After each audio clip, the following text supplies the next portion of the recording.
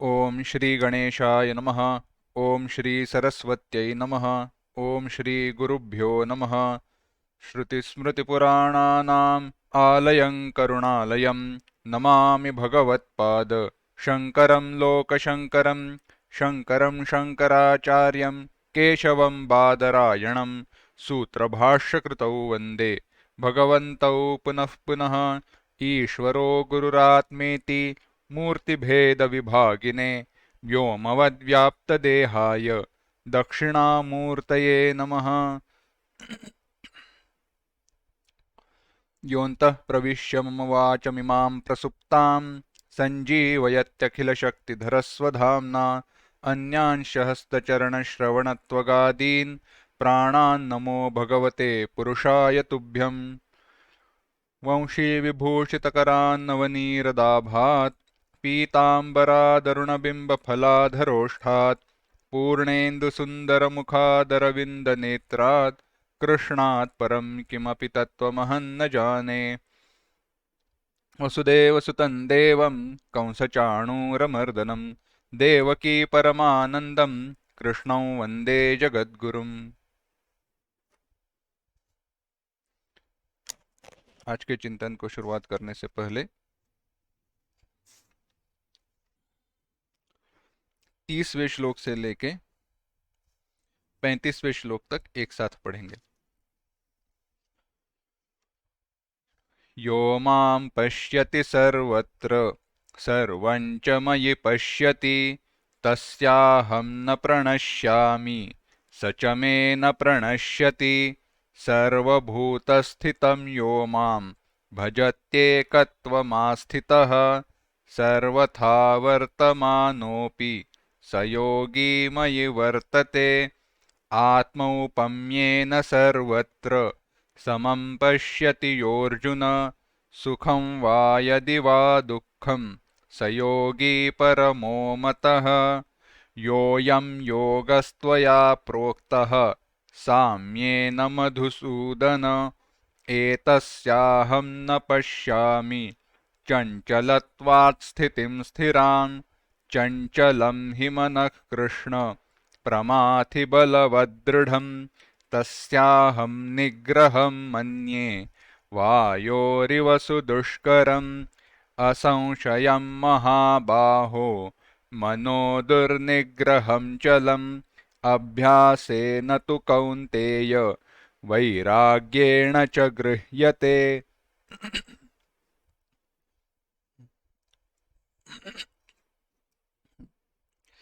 तो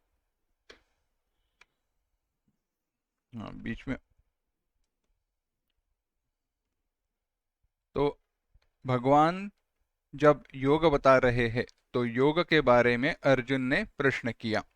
देख रहे थे कि जो योग आपने बताया है वह स्थिर होना, उसकी स्थिति पाना बहुत कठिन है। उस योग का आचरण करना, सही तरीके से उस साधना मार्ग पर चलना बहुत कठिन है, ऐसी शंका अर्जुन उपस्थित करता है। अर्जुन कहता है यह योग की स्थिर स्थिति मैं नहीं देखता हूं। इस योग के स्थिर स्थिति को पाना बहुत मुश्किल है। कैसे हो सकता है? क्योंकि मन का निग्रह करना, अगर इस योग की स्थिर स्थिति पानी है तो क्या करना पड़ेगा? मन का निग्रह करना पड़ेगा, मन को स्थिर बनाना पड़ेगा। और मन तो स्थिर होना बहुत मुश्किल है, आसान नहीं है, कठिन है। अगर ऐसी बात है, मन को स्थिर करना मुश्किल है, तो यह योग स्थिर नहीं हो सकता। अच्छा, तो इस पर भगवान कहते हैं असंशयम महाबाहो। हाँ, तुम बात कह रहे हो बिल्कुल सही है।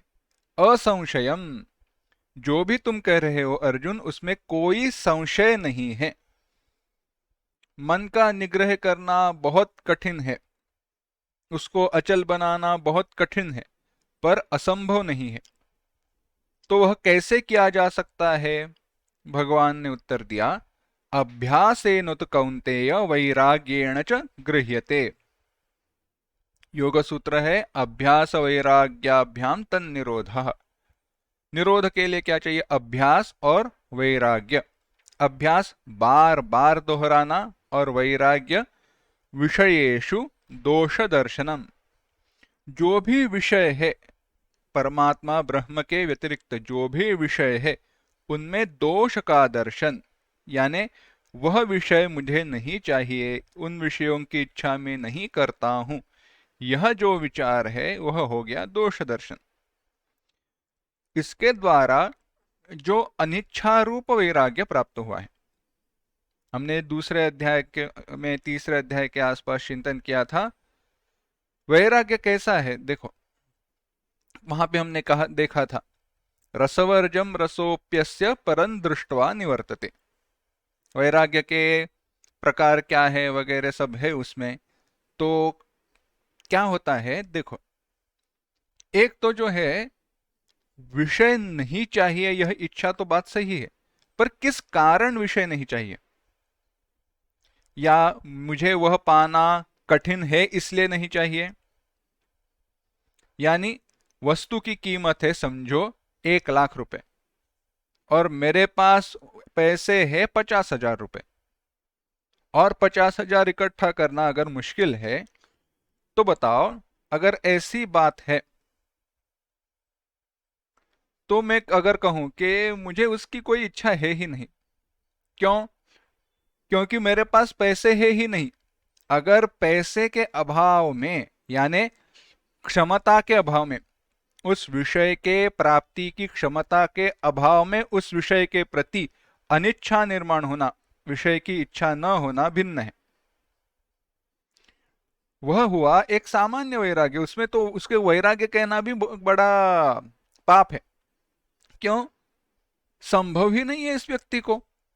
अच्छा, तो दूसरा वैराग्य कौन सा है? दूसरा वैराग्य है स्मशान वैराग्य। स्मशान वैराग्य माने आसान सी बात है, एक कथा जो बताई है फिर से बताते हैं। एक बार कोई इनसे मिलने गया, कबीरदास जी से मिलने गया। अब कबीरदास जी से मिलने गया, वह उसने सिर्फ नाम सुना था, कभी देखा नहीं था।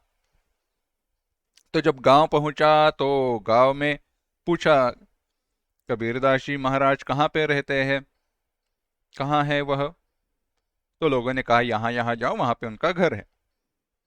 तो वहां पे वह गया तो हुआ ऐसे, वहां पे तो घर में तो नहीं थे। तो उन्होंने पूछा महाराज जी कहाँ मिलेंगे? उन्होंने कहा अभी अभी शमशान गए हैं, वहीं पे रहेंगे। पर तो इस व्यक्ति ने पूछा बात तो सही है, पर वहां पे तो बहुत सारे लोग रहेंगे, तो कैसे ढूंढूं है?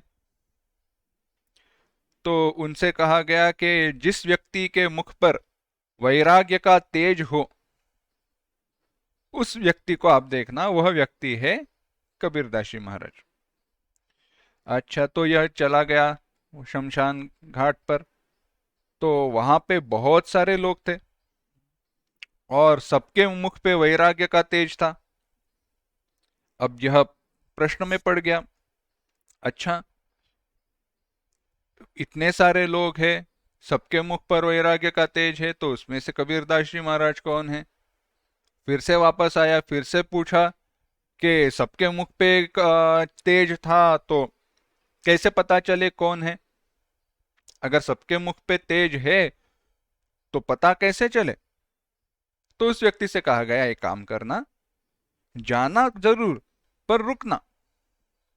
जब लोग वह शमशान से बाहर आएंगे तो बाहर आने के बाद जिसके मुख पे वैराग्य का तेज है वह कबीरदास जी महाराज है। हमारा भी ऐसे ही होता है, परिवार में किसी की मृत्यु होती है या किसी की मृत्यु देखने पर लगता है अरे इस जीवन अशाश्वत है, इसमें जीवन में कुछ रखा नहीं, आज से तय क्या, सुबह भगवान का नाम लेंगे, दिन भर जिस समय हो गया उस समय भगवान का नाम लेंगे। कब तक चलता है? जब तक गए हुए व्यक्ति का दुख चला नहीं जाता। यह है स्मशान वैराग्य। बस हमारा आया दिन चल शुरू हो जाता है, हमारा जो संकल्प है वह पानी में डूब जाता है। दूसरा है ऐसे ही, ये वैराग्य तो है ही। दूसरा है एक क्षणिक वैराग्य। क्षणिक यानी क्षण भर के लिए नहीं, पर बहुत अल्प। हाँ, भगवान की प्राप्ति है चाहिए, पर उस प्राप्ति के साथ बाकी भी मिले तो भी बहुत अच्छा है। यह सारे वैराग्य झूठे हैं। जब वह तीव्र इच्छा हो जाती है क्या, कि मुझे यह विषय जो है, जिन विषयों के पीछे मैं भाग रहा हूं, इन विषयों के प्राप्ति से मुझे कोई लाभ नहीं होने वाला, उन विषयों की प्राप्ति से मुझे कोई भी लाभ नहीं होने वाला, यह मेरा विचार जब सिद्ध हो जाता है, स्थिर हो जाता है, तब जो वैराग्य होता है वह है सही सही वैराग्य। निश्चय हो गया है क्या, कि यह विषय मुझे सुख देने वाला नहीं है। इस निश्चय के कारण उस विषय के प्रति जो अनिच्छा, उसके प्राप्ति अप्राप्ति से हम अलग हो जाते हैं, विलग हो जाते हैं, साक्षी उस अनुभव के हो जाते हैं, वह है सही वैराग्य। उसमें भी होता ऐसे है, निश्चय हुआ है पर कहीं पर अंदर वासना रह गई है, पर जब भगवत प्राप्ति हो जाती है, ब्रह्म प्राप्ति हो जाती है, तो वह सुख उस अनुभव के साथ तुलना करने पर विषय से प्राप्त होने वाला सुख एक अणुमात्र, लेश मात्र हो जाता है। इसीलिए उस व्यक्ति के लिए कभी भी विषय की इच्छा नहीं होती। ऐसे वैराग्य से बार बार दोष दर्शन करने पर जब विषय छूट जाते हैं, तो ऐसे वैराग्य से और बार बार किए गए अभ्यास से, अभ्यास क्या है, बार बार विषय वृत्ति से मन को विषयों से हटाकर अपने ध्येय पर स्थिर करना, इससे मन जरूर स्थिर हो जाएगा। तो इसके विरुद्ध जो है, जिसने ऐसे अपने मन को स्थिर नहीं किया है, तो उसके बारे में क्या कह होता है, भगवान कहते हैं 36वां श्लोक, असंयतात्मना योगो दुष्प्राप इति मे मतिः।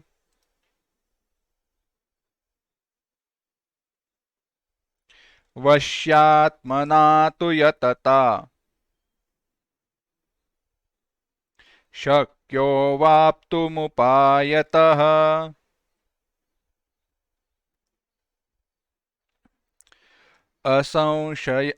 असंयतात्मना योगो दुष्प्राप इति मे मतिः। वश्यात्मना तु यतता शक्यो वाप्तुमुपायतः। भगवान कह रहे हैं असंयतात्मना, असंयत आत्मा अंतःकरणम यस्य। आत्मा माने यहां पे अंतःकरण, जिसका अंतःकरण, जिसका मन असंयत है, नियमित, नियमन जिस मन का नहीं किया गया है, अपने काबू में जिस मन को नहीं रखा गया है, ऐसा असंयत मन, उसके द्वारा योग, योग यानी योग के फल की सिद्धि, दुष्प्राप, बहुत कष्ट से संपादन होने वाला है। यानी क्या, आसानी से संपादन नहीं होने वाला। उस योग के प्राप्ति में बहुत कष्ट होंगे उसको। उसके लिए वह आसान नहीं होगा। किसके लिए? असंयतात्मा, जिसका मन असंयत है उसके लिए शक्य। पर आगे कहते हैं इति में निश्चिता मति ही, यह मेरा निश्चित मति है, यह मेरा मत है। तू परंतु वश्यात्मना, जिसने अपने अंतःकरण को वश में कर लिया है। कैसे? अभ्यास और वैराग्य से। वश्यात्मना, उसके द्वारा तू यतता, और जो यत्न कर रहा है, यतता जो प्रयत्न कर रहा है, साधन नित्य नियमित कर रहा है। उपायतः, उसके द्वारा जो पूर्वोक्त उपाय है उससे अवाप्तुम शक्यः, प्राप्त करना शक्य है। जिसका मन असंयत है, अनिरुद्ध है, वश में किया गया नहीं है, उसके द्वारा योग की प्राप्ति बहुत कठिन है, उसे बहुत कष्ट होंगे। पर जिसका मन संयत है, नियत है, जिसने अपने मन को प्राप्त किया है, उसे उसके लिए उसके द्वारा योग की प्राप्ति बड़ी आसानी से हो सकती है, होती है। देखना, अगर समझो, उदाहरण लीजिए, ऑब्स्टेकल कोर्स रहता है, रेस रहती है। रेस में कैसे रहता है? बीच बीच में बहुत सारी वस्तुएं रखी रहती है। उन वस्तुओं के ऊपर से कूदना है, नीचे से जाना है, गोल घूम के जाना है, ऐसा रास्ता रहता है, रेस रहती है। अब उसमें अगर कोई ऐसा व्यक्ति हो जो अच्छा छलांग नहीं लगा पाता हो, जो नीचे झुकने में असमर्थ हो, जिसको झुकने में समय लगता है, छलांग लगाने में समय लगता है, गोल घूमने में, तेज दौड़ने में समय लगता है, उसके लिए वह जो अंतर है, वह अंतर को काटना बड़ा मुश्किल होता है ना? क्योंकि वह जाएगा, बाद में जो सामने उसके सामने व्यवधान आएगा, उसको पार करने में एक तो कूदना है, या गोल घूमना है, नीचे से जाना है, जो भी है वह करने में उसको समय लगेगा। पर जो व्यक्ति ऐसे करने में समर्थ है, उस व्यक्ति के लिए तो ऐसी बात नहीं है। वह व्यक्ति आसानी से छलांग लगा कर जाएगा, नीचे से जाएगा, गोल घूम के जाएगा, जो भी है। यानी हुआ ऐसे, वस्तु वही है, पर सामर्थ्य और असामर्थ्य, समर्थ होने न होने के कारण वह वस्तु या तो व्यवधान बनती है या नहीं बनती, या तो वह ऑब्स्ट्रक्शन उसका होता है या नहीं होता। अगर चींटी जा रही है समझो, और चींटी के सामने बड़ा सा एक पत्थर आया, चींटी जा रही है, उसके सामने बड़ा सा पत्थर आया।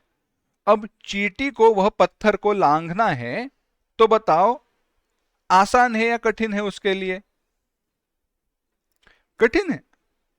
माना कि उसमें सामर्थ्य है, वो सी आड़ी टेढ़ी ऊपर उल्टी चल सकती है, पर उसके लिए उसे कष्ट करने पड़ेंगे।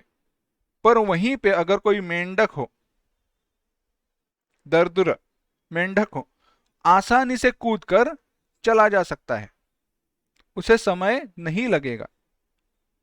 यही जो भेद है, वही भेद है असंयतात्मा और वश्यात्मा में।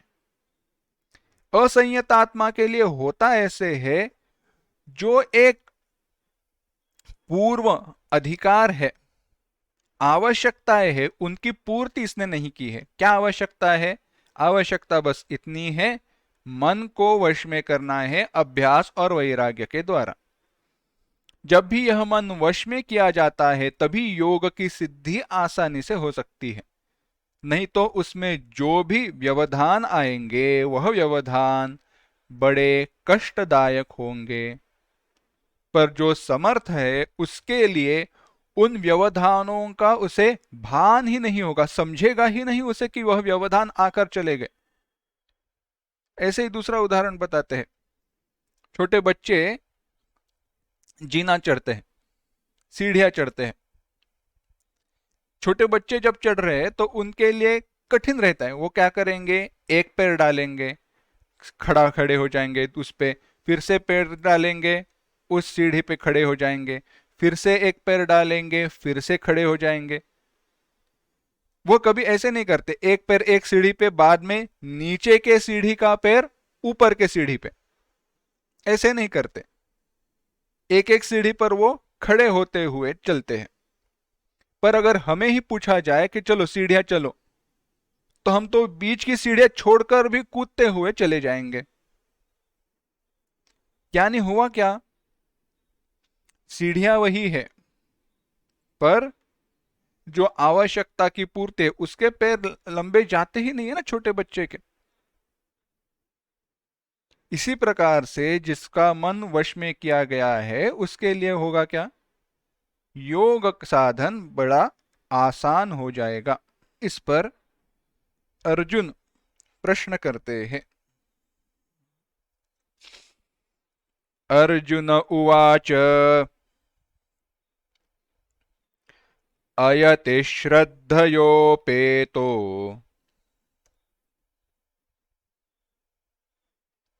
योगाच्चलितमानसः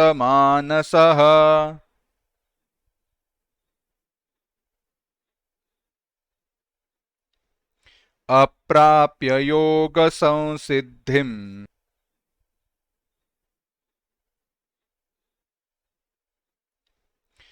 कां गतिं कृष्ण गच्छति।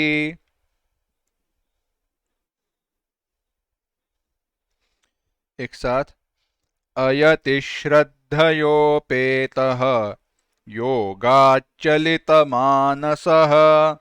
अप्राप्य योग संसिद्धिं कां गतिं कृष्ण गच्छति। भगवान कहते हैं, भगवान से अर्जुन कहते हैं, हे कृष्ण, हे भगवान कृष्ण, अयति ही, जो प्रयत्न यत्न न कर रहा हो, श्रद्धया उपेतः, प्रयत्न किसके लिए नहीं कर रहा है, मन की निरोध के लिए, मन को वश में करने के लिए प्रयत्न नहीं कर रहा है, पर श्रद्धया उपेतः, योग के मार्ग पर उसकी बड़ी श्रद्धा है, और उस श्रद्धा से युक्त होने के कारण वह इस मार्ग पर चल रहा है। योगाच्चलित मानसः, ऐसे व्यक्ति का अंत काल में जब उसकी मृत्यु होती है, मृत्यु के समय योग से जिसका मन चलित हुआ है, हट गया है, चंचल के चित्ता के कारण दूर गया है, जिसे योग का विस्मरण हुआ है, ऐसा योग सिद्धिम अप्राप्य, योग के फल को प्राप्त किए बिना काम गतिम गच्छति, किस गति को प्राप्त होता है। बड़ा सुंदर प्रश्न है, प्रश्न आसान है। जो मन के निरोध के लिए, मन को वश में करने के लिए प्रयत्न नहीं कर रहा है, पर योग के मार्ग पर, योग पर हुई श्रद्धा के कारण प्रवृत्त हुआ है, ऐसे व्यक्ति का मन जब अंतकाल में मन की चंचलता के कारण योग मार्ग से चलित हुआ है, ऐसे व्यक्ति को योग के मार्ग का विस्मरण होने के कारण योग संसिद्धि के फल को अप्राप्य, प्राप्त किए बिना किस गति को प्राप्त होता है। मैं आपको आसान सवाल पूछता हूं, शब्द बदल देता हूं, आप विचार कीजिए, समझो। आप अपने आयु का चिंतन कर रहे हैं, और चिंतन करते वक्त आपके ध्यान में यह बात आई कि अरे, जब मैंने अध्यात्म मार्ग पर चलना शुरू किया तो मैंने कई सारे वस्तुओं को छोड़ दिया। मैंने लोगों के साथ घूमना फिरना छोड़ दिया, मेरे जो मित्र है उनके साथ बहुत मिलना जुलना कम कर दिया। जो नौकरी थी, समझो नौकरी को भी छोड़ दिया है। मैंने खर्चा मेरा कम कर दिया है। ऐसे सब करते हुए मैं योग के मार्ग पर चल रहा हूं, पर या साधना के मार्ग पर चल रहा हूं, अध्यात्म के मार्ग पर चल रहा हूं, पर जो भी ध्येय है, जो भी साध्य है, वह तो मुझे नहीं मिला है। और जो मेरी एक दैनंदिन आयु है, जो मैं एंजॉय कर रहा था, जो मैं सुख से जी रहा था, वह भी हाथ से छूट गई। हाथों हाथ नौकरी भी चली गई और अध्यात्म का जो साधन है वह भी प्राप्त नहीं हुआ, तो मुझे क्या मिला? बात सही है ना? जो हाथ में था वह भी छोड़ दिया, और जो मिलने वाला था वह तो अभी तक मिला नहीं, और मिल सकता है यह तो मुझे लग नहीं रहा। अगर ऐसी अवस्था में जब हम फंस जाए, ऐसी अवस्था जिसकी हो गई है, उसके बारे में क्या होता है, यही अर्जुन का यहाँ पे प्रश्न है। क्या कहते हैं? तो अर्जुन कहते हैं, हे कृष्ण, हे भगवान, जो साधक जो साधक योग मार्ग में यत्न करने वाला नहीं है, इतना प्रयत्न नहीं करता योग मार्ग पर चलने के लिए, पर फिर भी श्रद्धा से अर्थात आस्तिक्य बुद्धि से युक्त होने के कारण उसे पता है कि योग मार्ग ही मेरे लिए सही है, इसी के आचरण के कारण मुझे ब्रह्म की प्राप्ति होने वाली है। ऐसे व्यक्ति के लिए अंतकाल में जिसका मन योग से चालयमान हो गया है, योग से हट गया है, होता ऐसे है, विषयों की आसक्ति पूरी तरीके से नहीं गई, इसीलिए उस समय, उस अंतकाल में कोई विषय ऐसे ऊपर आ जाते हैं जिनकी इच्छा के कारण योग से, अपने ध्येय से मन भटक जाता है। अब ऐसी अवस्था में वह योगी सिद्धि को तो प्राप्त नहीं होने वाला, तो किस गति को प्राप्त होगा? इसी प्रश्न को और आगे दोहराते हुए अर्जुन कहते हैं, अगला श्लोक, कच्चिन्नो भय विभ्रष्टः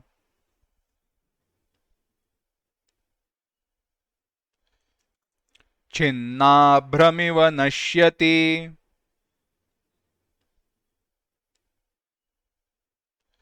अप्रतिष्ठो महाबाहो विमूढ़ो ब्रह्मणः पथि।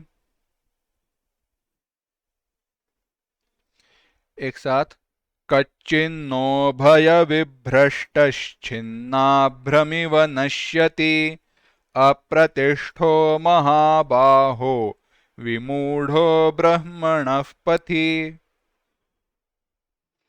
भगवान कहते हैं, अर्जुन भगवान से कहते हैं, कच्चिन्नो भय विभ्रष्टः, हे महाबाहो, उभय विभ्रष्टः, कोई, उभय माने दोनों मार्ग से, कौन से दो मार्ग? एक कर्म मार्ग और एक योग मार्ग, दोनों से विभ्रष्टः, जो भ्रष्ट हो चुका है, दोनों मार्ग से दूर जा चुका है, ऐसे व्यक्ति को अप्रतिष्ठा, जो निराधार हो गया है, कैसे? ब्रह्मणः पथि, ब्रह्म प्राप्ति के मार्ग में, छिन्नाभ्रमिव न नश्यति, क्या छिन्न अभ्र की तरह, क्या वो नष्ट तो नहीं हो जाता? यह प्रश्न भगवान से यहाँ पे अर्जुन करते हैं। क्या है? भगवान से अर्जुन कहते हैं, जो आश्रय रहित, ब्रह्म प्राप्ति के मार्ग में जो आश्रय रहित हो चुका है,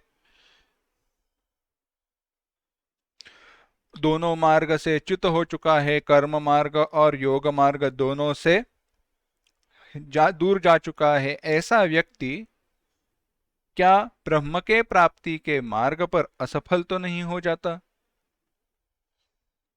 क्या वह निराश्रित तो नहीं हो जाता? जो हमने विचार किया था। भगवान से अर्जुन कहते हैं, हे महाबाहो, हे कृष्ण, बात ऐसी है, मेरा अगला प्रश्न यही है। वह कर्म के मार्ग पर चल रहा था, शायद कर्म के मार्ग पर चलते हुए उसे स्वर्गादिक लोगों की प्राप्ति हो जाती। अब यहाँ पे जो विचार है वह यहाँ पे उस समय का विचार है, वैदिक काल का विचार है। यानी क्या? कर्म किसके लिए करे? यह कर्मी है, कर्मयोगी नहीं है। कर्म के मार्ग पर चलने वाला है, कर्म के द्वारा स्वर्गादिक लोकों की प्राप्ति होगी, और स्वर्गादिक लोकों की प्राप्ति होने पर मैं अच्छे से सुख का अनुभव करूंगा। तो वहां से कर्म छोड़ दिया, कर्म छोड़ दिया तो होता कैसे है? अकरणे प्रत्यवायः। अगर कर्म जो कर्तव्य है वह ना करे तो पाप है। और आगे क्या? योग के मार्ग पर तो चल रहा है, पर योग के मार्ग पर चलने के बाद भी जो फल प्राप्त होना है, उसकी सिद्धि प्राप्त होनी है, उसका अधिकार प्राप्त नहीं हुआ है। तो अब क्या करे? ऐसे होने पर दोनों मार्ग से जो भ्रष्ट हो गया है, समझो बात ऐसी हुई, कोई व्यक्ति था,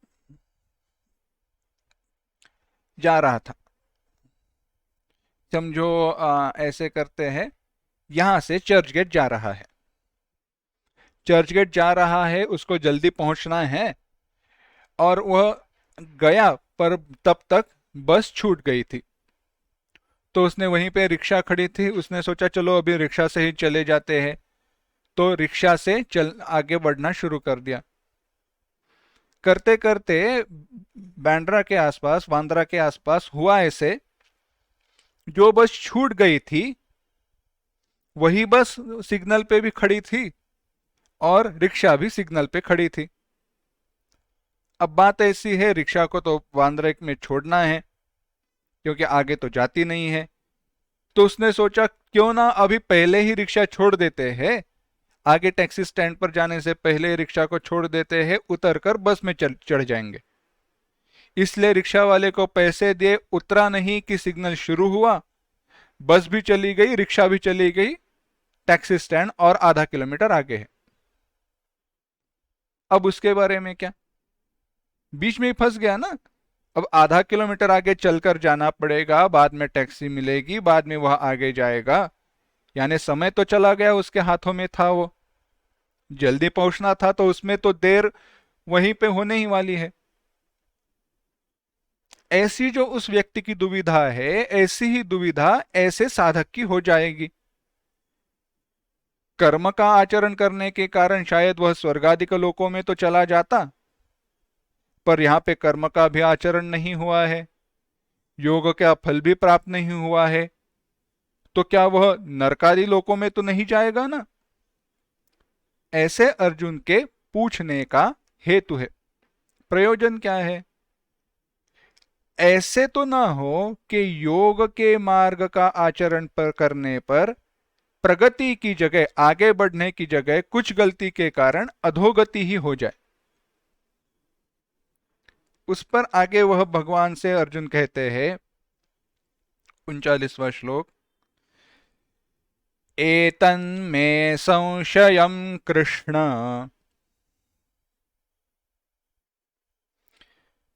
छेत्तुमर्हस्य शेषतः त्वदन्यः संशयस्यास्य छेत्ता नह्युपपद्यते। एक साथ, एतन्मे संशयं कृष्ण छेत्तुमर्हस्य शेषतः त्वदन्यः संशयस्यास्य छेत्ता नह्युपपद्यते।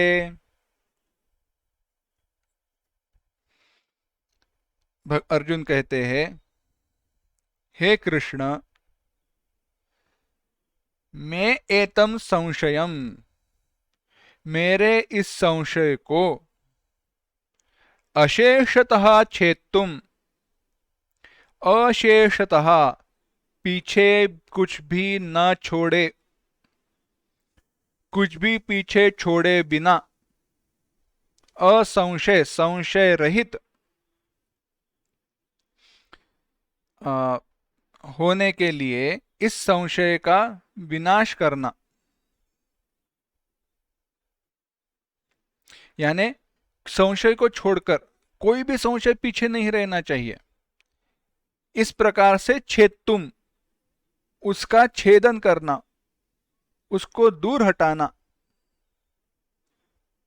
उस दूसरा कोई नहीं है। भगवान, मेरे मन में जो संशय निर्माण हुआ है उस संशय को दूर करने वाला, कैसे कि फिर से वह संशय वापस न चला आए, संपूर्णता से उत्तर देने वाला दूसरा कोई नहीं है। दूसरा कोई नहीं है, तुम्हारे बिना दूसरा कोई नहीं है। त्वदन्यः, इसीलिए तुम मेरे इस संशय का संहार करो, इस संशय को दूर करो। अस्य संशयस्य छेत्ता त्वद अन्यः न ही उपपद्यते। इस संशय को दूर करने वाला मैं दूसरा कोई नहीं देखता हूं। क्या है भगवान से अर्जुन कह रहे हैं, हे कृष्ण, मेरे इस संशय को निश्शेषता से काटने वाला, इसे संपूर्णता से समूल दूर करने वाला दूसरा कोई नहीं है, केवल तुम ही समर्थ हो। त्वम अर्हसि, इसीलिए आपको छोड़कर इस संशय को दूर करने वाला दूसरा कोई न होने के कारण आपको ही इसका नाश करना चाहिए। यह अर्जुन के कहने का अभिप्राय है। क्या है अर्जुन का वक्तव्य? पिछले 3 श्लोकों में हमने देखा, भगवान से अर्जुन कहते हैं, हे भगवान, जो साधक योग के मार्ग में यत्न करने वाला नहीं है, परंतु श्रद्धा से युक्त होने के कारण, आस्तिक्य बुद्धि के कारण योग के मार्ग पर चलने लगा है, ऐसे व्यक्ति का अंतकाल में अगर मन योग के मार्ग से च्युत हो जाए, चलित हो जाए, दूर हट जाए, तो क्या वो नरकादि लोकों में तो नहीं जाता? उसकी गति क्या है? क्योंकि योग के मार्ग पर चलने के लिए उसने कर्म के मार्ग को छोड़ दिया, और योग के मार्ग का जो फल है वह भी उसे प्राप्त नहीं हुआ। तो अगर बीच में वह फंस जाए तो उसे क्या प्राप्त होता है? उसका विनाश तो नहीं होता। ऐसे जो मेरा संशय है, उस संशय का छेदन करने वाला, ऐसे संशय को दूर करने वाला आपके अलावा दूसरा कोई मैं नहीं देखता हूं। इस संशय का छेदन करने में केवल और केवल आप ही समर्थ हो। यह विश्वास है अर्जुन का भगवान के प्रति। तो इस पर भगवान अब उत्तर दे रहे हैं। बड़ा सुंदर उत्तर है। भगवान कहते हैं, श्री भगवानुवाच पार्थ नैवेह नामुत्र विनाशस्तस्य विद्यते न हि कल्याणकृत् कश्चित् दुर्गतिं तात गच्छति। एक साथ, श्री भगवानुवाच पार्थ नैवेह नामुत्र विनाशस्तस्य विद्यते न हि कल्याणकृत् कश्चित् दुर्गतिं तात गच्छति।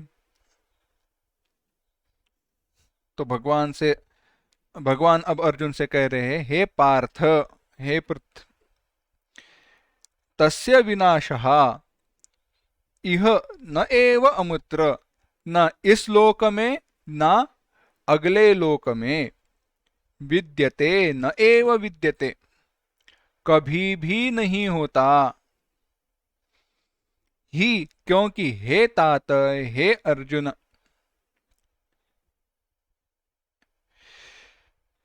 कश्चित कल्याणकृत दुर्गतिम न गच्छति, कोई भी कल्याणकृत शुभाचरण करने वाला दुर्गति को प्राप्त नहीं होता,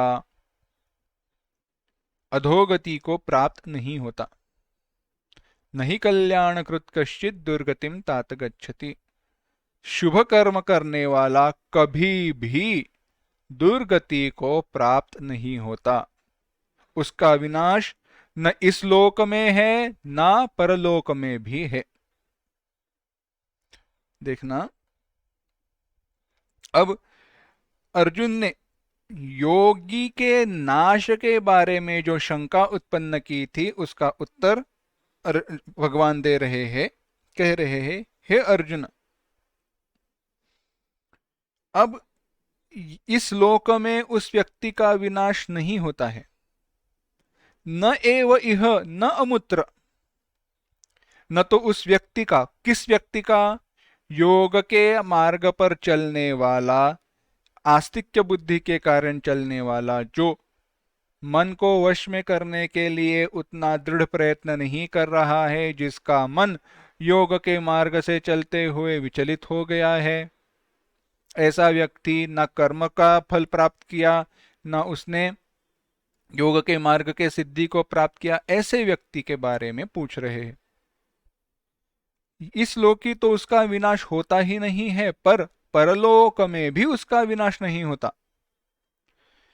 दोनों मार्ग से भ्रष्ट होने पर भी उसके स्वरूप का ऐहिक नाश नहीं होता। क्यों?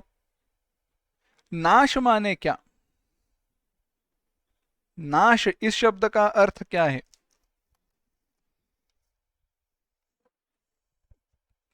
नाश माने पहले की अपेक्षा। यहां पे नाश माने क्या? तो पहले की अपेक्षा, पूर्व की अपेक्षा अगला हीन जन्म प्राप्त होना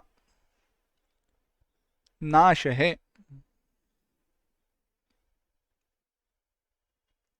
न अस्ति नाशः नाम पूर्वस्मात् हीन जन्म प्राप्ति ही स योग भ्रष्टस्य न अस्ति, योग भ्रष्ट के लिए वह नहीं होता है।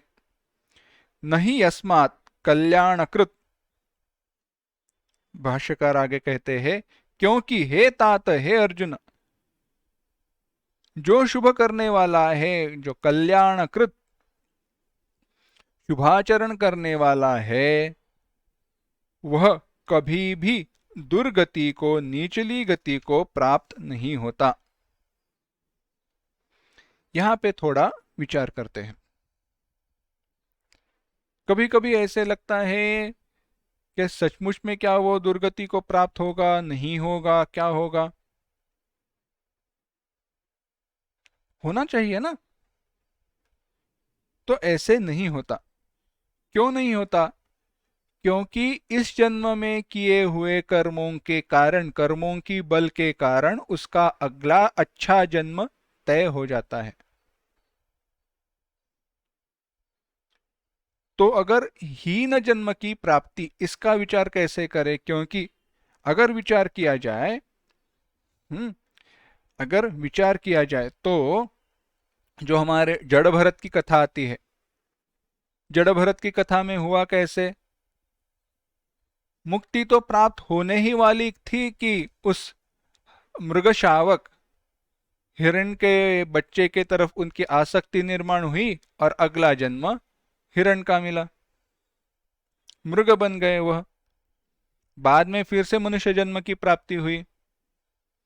पर ऐसे होने पर भी, एक प्राणी योनि में जन्म होने पर भी हुआ ऐसे, उनके पूर्व जन्म की स्मृति वैसी ही रह गई।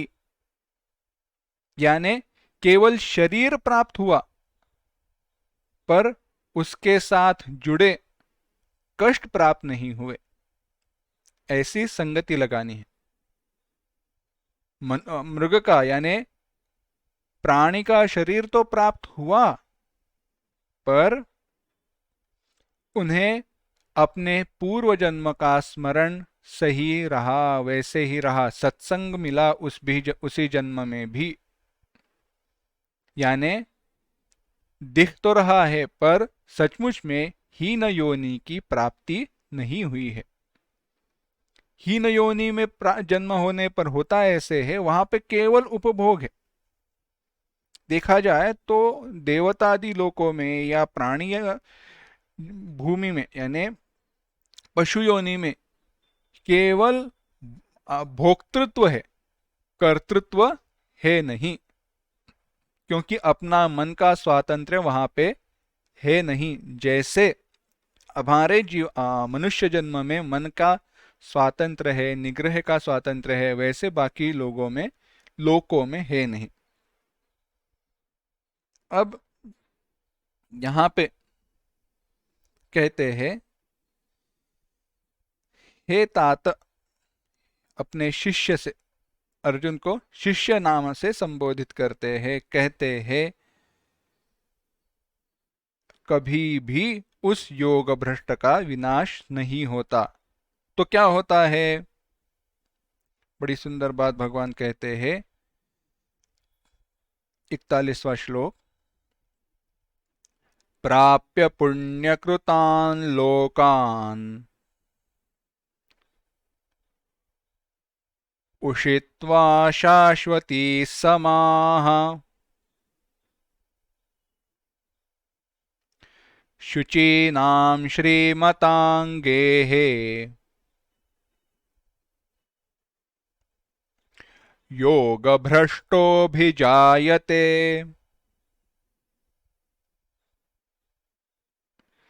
अगला भी, अथवा योगिनामेव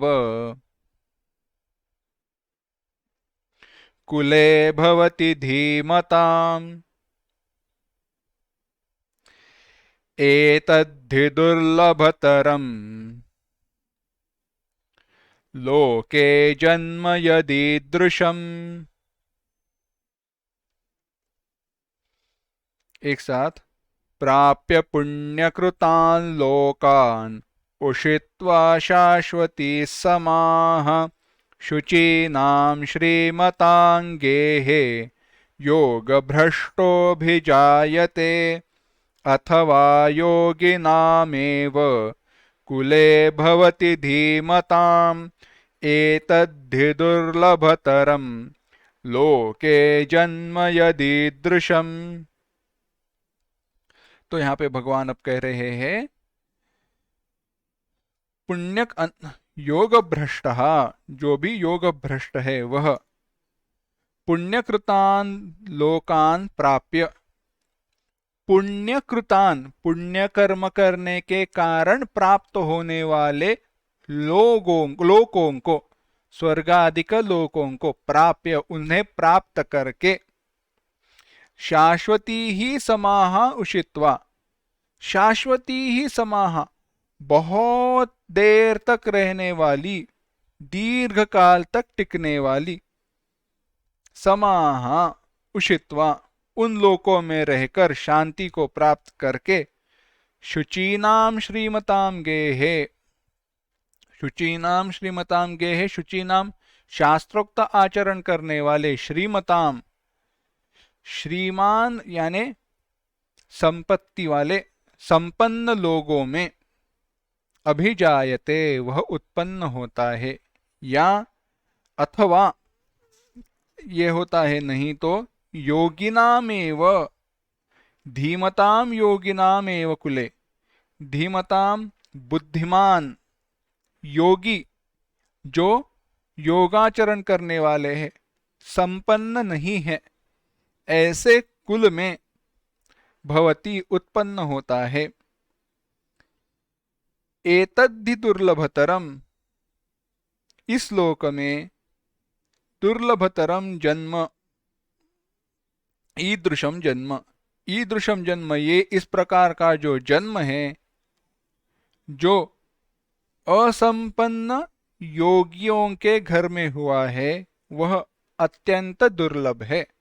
एतद्धि दुर्लभतरम।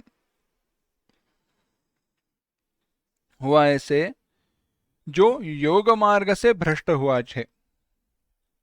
जो योग मार्ग से भ्रष्ट हुआ है, ऐसा योग भ्रष्ट सन्यासी जो पुण्याचरण पुण्य कर्म करने वाला है, वह अश्वमेध आदि यज्ञ करने वालों के लोक में जाकर, होता ऐसे है देखो, संन्यास कर्म के पूर्व उसने कुछ पुण्य कर्म किए हैं, उन पुण्य कर्मों के कारण स्वर्गादिक लोकों की निश्चिति हुई है।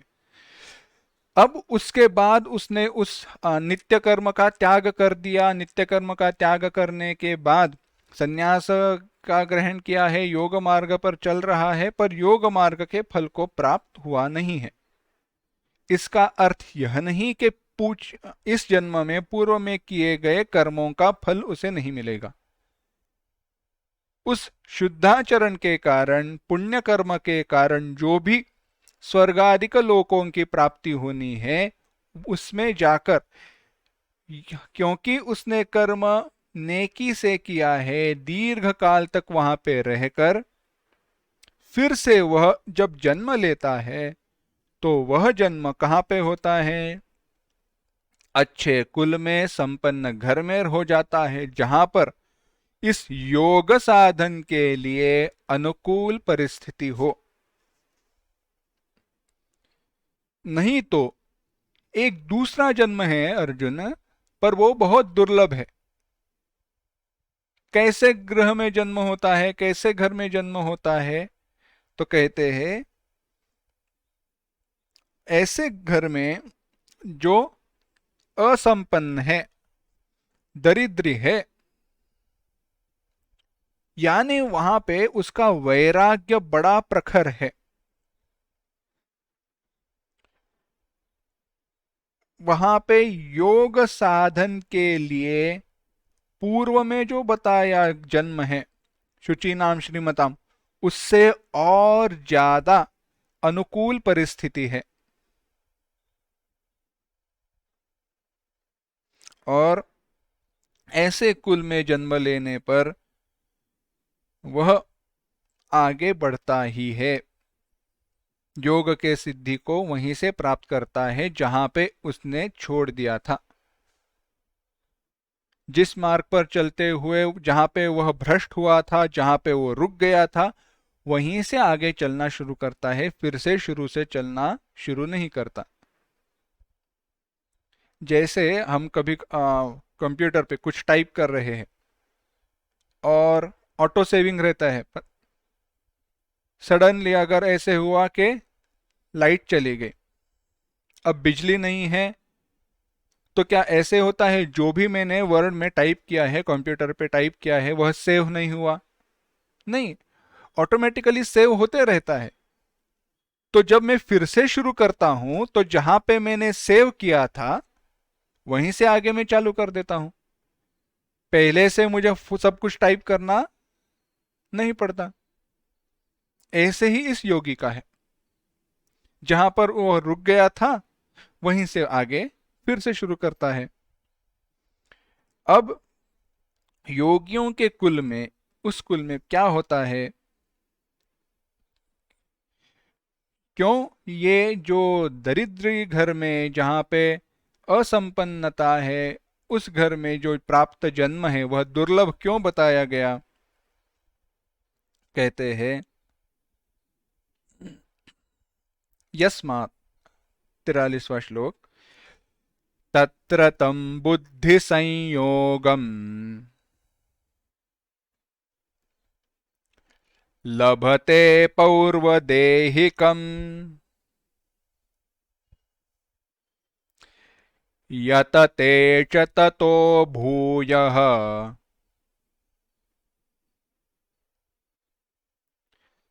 संसिद्धौ कुरु नंदन।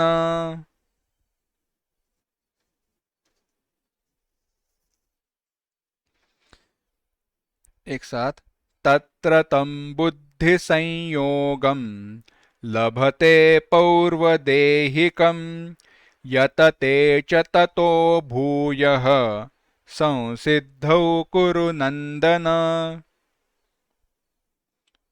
तो कहते हैं तत्र उन दरिद्री योगियों के कुल में तम पौर्वदेहिकम बुद्धि संयोगम लभते, वह पौर्वदेहिकम पिछले जन्म में बुद्धि संयोगम जो बुद्धि संयोग था उसको लभते प्राप्त करता है। हे कुरुनंदन, हे अर्जुन, संसिद्धौ ततः भूयः यतते, और उस योग की सिद्धि के लिए वह और तेजी से और बड़ी कुशलता से प्रयत्न करता है। उस योग में उस कुल के में जन्म प्राप्त करने पर वह पिछले जन्म में मैं जिस साधन पर चल रहा था उस साधन का स्मरण प्राप्त करके और बड़ी तेजी से और बड़े शक्ति से वह उस साधन के प्राप्ति के लिए प्रयत्न करना शुरू कर देता है। अब यहां पे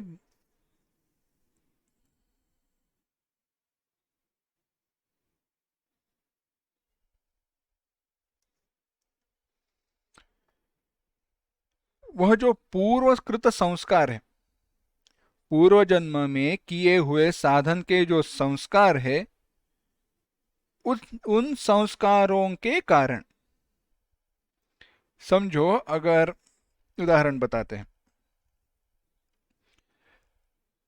हाँ, आप कुछ काम कर रहे हो, समझो खाना बना रहे हो। खाना बनाते वक्त अगर कुछ गड़बड़ी हो गई और वह जो खाना बना रहे हो फंस गया, यानी ठीक से बना नहीं, आपने फिर से शुरुआत की, फिर से जब बनाते हो तब आप क्या करते हो, जो भी गलतियां पिछली बार हुई थी उनको टालने का प्रयास करते हो, क्योंकि जब वही खाना, वही एक जो भी रेसिपी है, पदार्थ है, जब आप बना रहे हो तो आपको स्मरण है पूर्व में मेरा क्या दोष हुआ था, मैंने क्या गलती की थी। इसी प्रकार से यह भी योगी पूर्व जन्म का स्मरण प्राप्त होने के कारण वह गलतियां नहीं करता। अब पहले शरीर की बुद्धि से, पूर्व जन्म में जो उसकी बुद्धि थी उससे तुलना करते हुए इस जन्म में कैसी उसके मन की अवस्था रहती है, कैसा संयोग होता है, सो कहते हैं 44वां श्लोक। 44वां श्लोक। पूर्वाभ्यासेन तेनैव ह्रियते ह्यवशोऽपि सः जिज्ञासुरपि योगस्य शब्द ब्रह्माति वर्तते।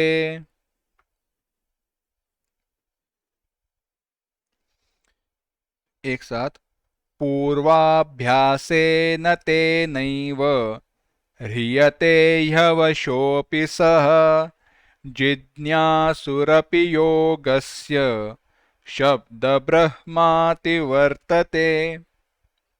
ही, क्योंकि, तेन एव पूर्वाभ्यासेन, तेन उस जन्म में किए हुए, पूर्वाभ्यासेन पूर्व अभ्यास से, अवशः अपि सः, अवशः कैसे देखा था यह योगी कैसे है, अवश, मन जिसका वश में नहीं है, ऐसा, ऐसा होते हुए भी, योग भ्रष्ट होते हुए भी, ह्रियते हरण किया जाता है, योगस्य जिज्ञासु अपि, योग के स्वरूप को जानने की इच्छा रखने वाला, शब्द ब्रह्म अतिवर्तते। शब्द ब्रह्म माने यहाँ पे वेद अर्थ है। वेदोक्त कर्मानुष्ठान फल का, वेदों में बताए गए कर्मानुष्ठान यह जो फल है उसका अतिवर्तते, उल्लंघन करता है, लांघ कर आगे चला जाता है। क्यों? अब भेद क्या है? यह योग भ्रष्ट पुरुष परवश होता हुआ भी, अवश होता हुआ भी पूर्वाभ्यास के द्वारा, पूर्व में किए अभ्यास प्रयत्नों के द्वारा अति बलवान योग के तरफ खींच लिया जाता है। योग के तरफ वह बढ़ते रहता है और योगाभ्यास के संस्कारों की अपेक्षा, देखो यहां पे फिर से तुलना बताई है। उसने क्या ज्यादा किया है? अधर्माचरण, योग भ्रष्ट विषयां की आसक्ति ज्यादा है या योग के प्रति आसक्ति ज्यादा है? अगर योग के प्रति आसक्ति ज्यादा है तो वह यानी योग साधन की तरफ खींचा जाएगा। यानी उत्तम, ऐसे नहीं है कि योग भ्रष्ट हुआ है माने हो गया, उसका क्या कहते, मोक्ष निश्चित है, उसका उत्कर्ष निश्चित है। योग भ्रष्ट को अच्छा जन्म मिलेगा, पर उस अच्छे जन्म में वह क्या प्राप्त करेगा, उसे क्या मिलेगा, यह तय नहीं किया गया। अगर उसके मन में विषयासक्ति बहुत ज्यादा है तो इस जन्म में भी वही हाल हो जाएगा, विषयों के प्रति ही उसका मन जाएगा। पर ऐसा व्यक्ति जिसके मन में वैराग्य बहुत है, योगा साधन के प्रति जिसकी आसक्ति ज्यादा है, वह योग जनित संस्कारों के कारण योग मार्ग पर खींचा चला जाएगा। अगर अधर्माचरण बहुत है तो उसका योगाचरण भी दब जाएगा।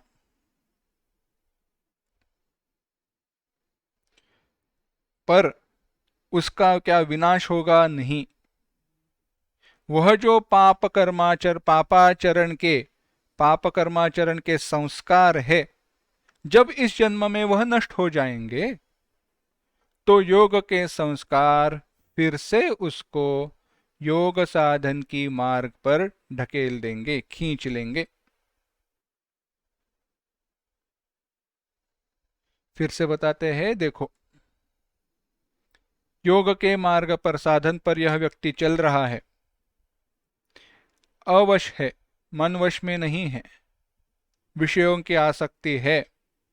ऐसा व्यक्ति जब योग से भ्रष्ट हुआ तो या तो शुचि नाम श्रीमताम गए है, अच्छे कुल में संपन्न घर में उसका जन्म होगा, या उससे दुर्लभ जो दरिद्र बुद्धिमान योगियों का कुल है उसमें जन्म होगा। ऐसे जन्म के प्राप्ति के बाद वह फिर से जो पूर्व जन्म की बुद्धि है उसके द्वारा उसे प्राप्त करके इस साधना मार्ग पर चलना शुरू कर देगा। पर अगर उसके द्वारा अधर्माचरण ज्यादा हुआ है, पाप हुआ है, तो पाप जनित, विषय भोग जनित संस्कारों के कारण वह योग के मार्ग पर खींचा नहीं जाएगा, परंतु विषयों के मार्ग पर खींचा जाएगा। पर क्या वो वहीं फंसेगा? तो कहा नहीं। जब उस पापाचरण के संस्कार नष्ट हो जाएंगे, क्षीण हो जाएंगे, तो जो मूल में योगाचरण के संस्कार है वह फिर से उत्पन्न होने पर फिर से वह योग की मार्ग पर चलना शुरू कर देगा।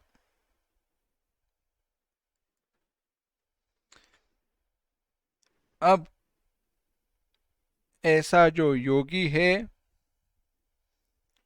उसका योगित्व श्रेष्ठ किस कारण से है? योगित्व का श्रेष्ठत्व अब भगवान बताते हैं। कहते हैं, प्रयत्नाद्यतमानस्तु योगी संशुद्ध किल्बिषः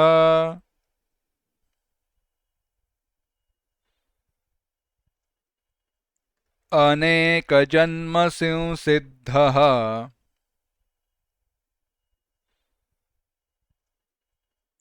ततो याति परां गतिम्।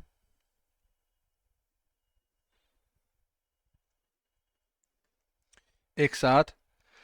प्रयत्नाद्यतमानस्तु योगी संशुद्ध किल्बिषः अनेकजन्मसंसिद्धः ततो याति परां गतिम्।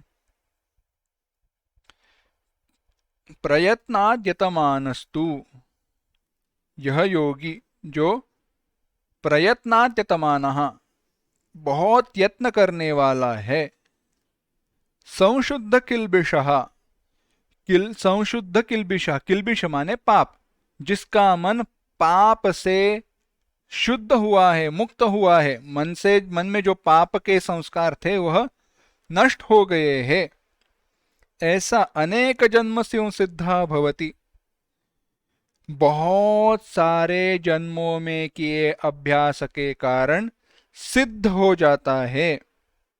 और वैसा योगी ततः पराम गतिम याति, परम गति को प्राप्त होता है। जो प्रयत्न पूर्वक अधिक साधन में लगा हुआ है वह विद्वान योगी विशुद्ध अंतःकरण, मन से पापादि किल्बिष दूर हो जाने के, धुल जाने के कारण अनेक जन्मों में थोड़े थोड़े संस्कार इकट्ठा होने के कारण उन अनेक जन्मों का संचित जो पाप है उससे रहित तो होकर सिद्ध अवस्था को प्राप्त करके ज्ञान को, परम गति को प्राप्त कर लेता है। अर्थ क्या है? यह एक जन्म की बात नहीं है, जन्म जन्म की बात है। पाप ऐसे ही चले नहीं जाएंगे, योग की सिद्धि ऐसे ही प्राप्त नहीं होने वाली है। एक उदाहरण बताते हैं, हमारे गुरुजी दिया करते हैं। कैसे है? अब तो आसानी से प्राप्त नहीं है, पर पुराने जमाने में जब नहाना है अगर, तो पानी गर्म करने का एक बर्तन अलग से रखा करते थे, पानी उसमें गर्म किया जाता था। अब होता ऐसे था, बार बार पानी को गर्म करने के बाद, और वो तो चूल्हे पे किया जाता था, तो वो लकड़े के ऊपर गर्म करने के कारण वह नीचे से या बाजू से काला पड़ जाता था। अब जब वो बर्तन काला पड़ गया है, उसको आप कितना भी घिसो वह काला रंग आसानी से जाता नहीं था। तो उसके लिए क्या करना पड़ता था? उसके लिए कोई एक ऐसी सुई या बड़ी कोई एक शस्त्र हो या फिर छुरी हो, ऐसे कुछ हो, तो उससे वो घिसना पड़ता था जोर से, तब जाकर उसके ऊपर जो वह आवरण बना हुआ है, वह काला रंग चिपक गया है, कहीं पे थोड़ा सा निकलता था। अब उसको पकड़ के घिसते जाओ घिसते जाओ घिसते जाओ, तब जाकर वह काला जो रंग है, वो जब कार्बन जो जमा हुआ है वह चला जाता था। ऐसे ही हमारे अंतःकरण में वह पाप चिपक गया है, एक बार घिसने से वह नहीं जाने वाला, उसे हमें बार बार घिसना पड़ेगा, तब जाकर वह पूरे तरीके से शुद्ध होने वाला है। और वह बार बार घिसना ही बार बार हर जन्म में प्रयास करते हुए जन्म जन्म के साथ शुद्ध करना है, प्रयत्न करना है। ऐसे होने के कारण भगवान कहते हैं, तपस्विभ्योऽधिको योगी ज्ञानिभ्योऽप्यधिको मतः ज्ञानिभ्योऽपि मतोऽधिकः। कर्मिभ्यश्चाधिको योगी तस्माद्योगी भवार्जुन।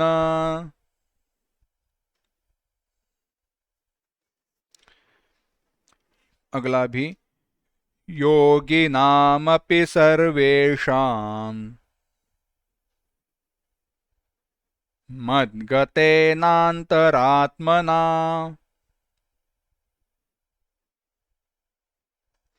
श्रद्धावान् भजते यो माम् स मे युक्ततमो मतः।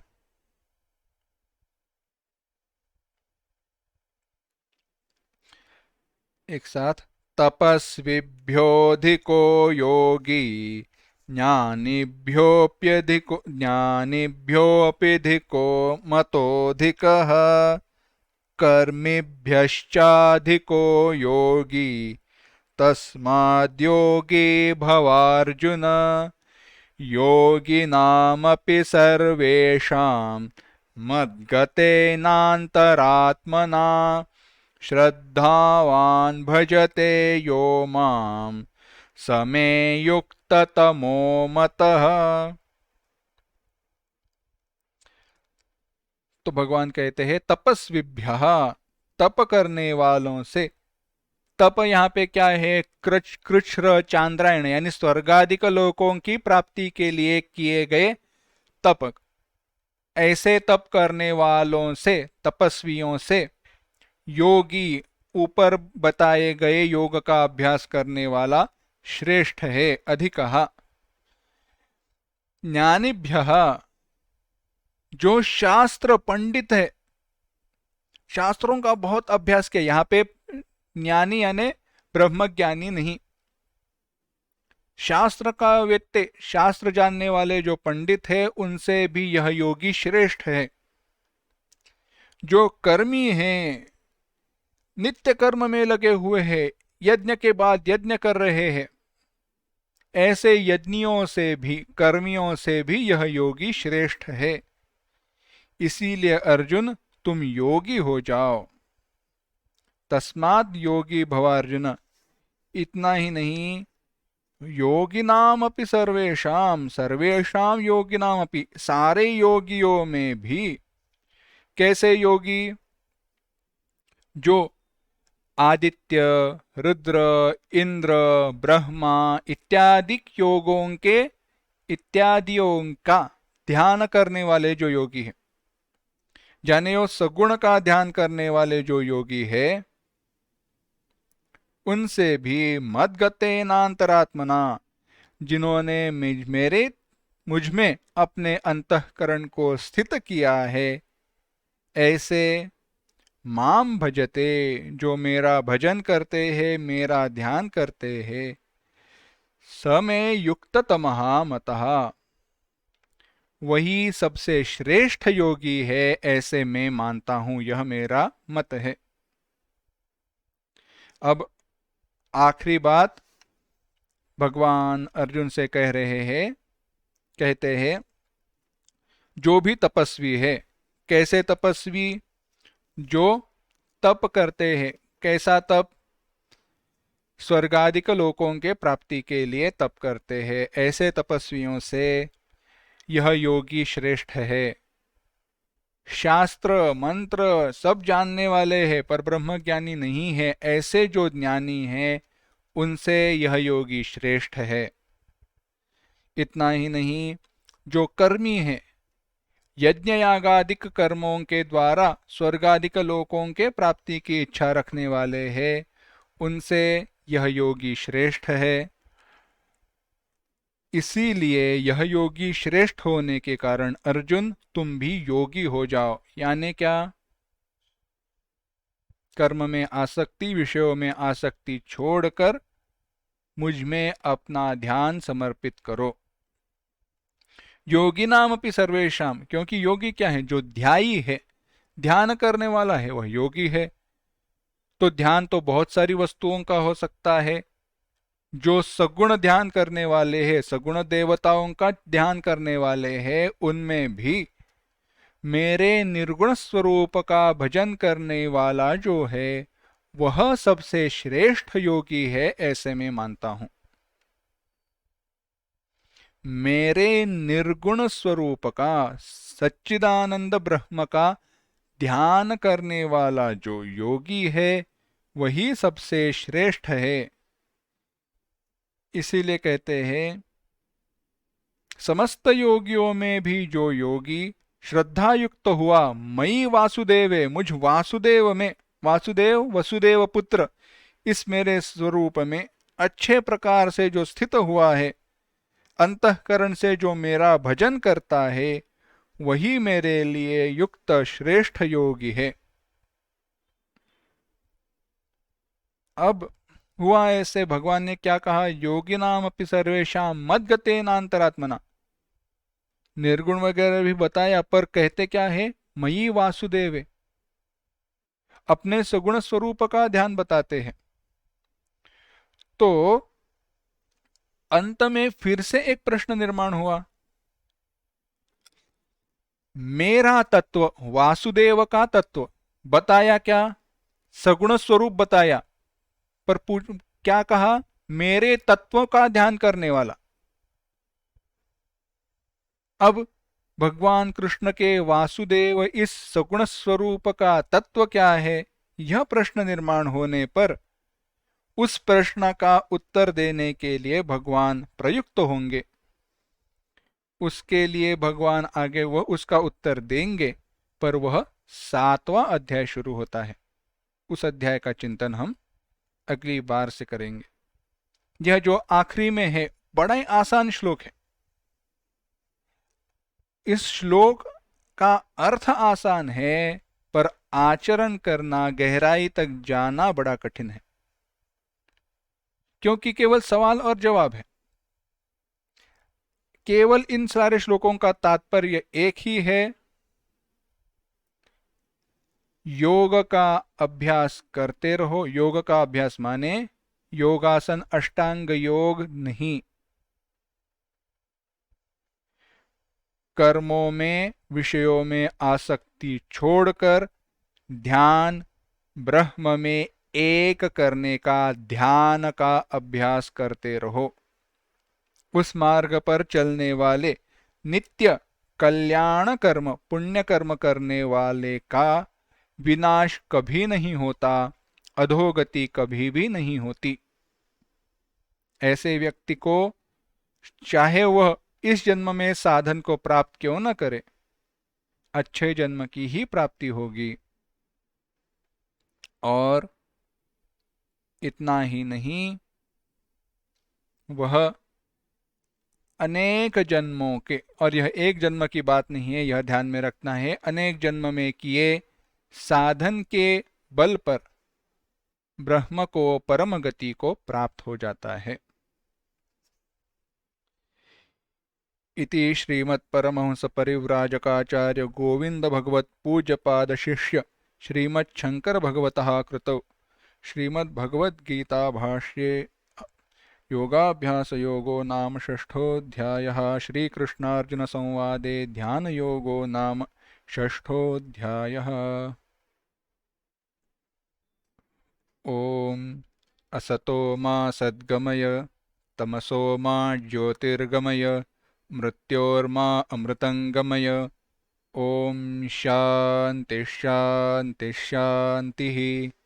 हरिः ओम। श्री गुरुभ्यो नमः। हरिः ओम। नमो नमः।